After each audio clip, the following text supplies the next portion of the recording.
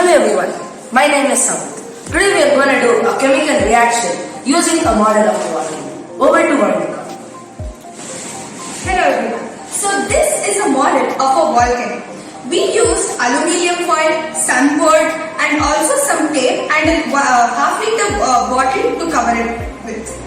We used the topic of volcano eruption and the chemical reaction, and combining it we made this model.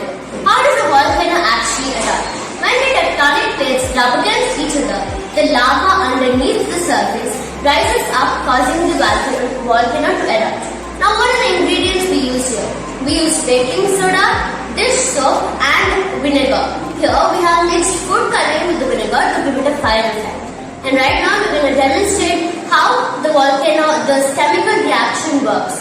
Here vinegar being acetic acid and baking soda being sodium bicarbonate. Here we have already put the dish soap and the baking soda solution inside the volcano, and I'd like Varnika to put in the vinegar.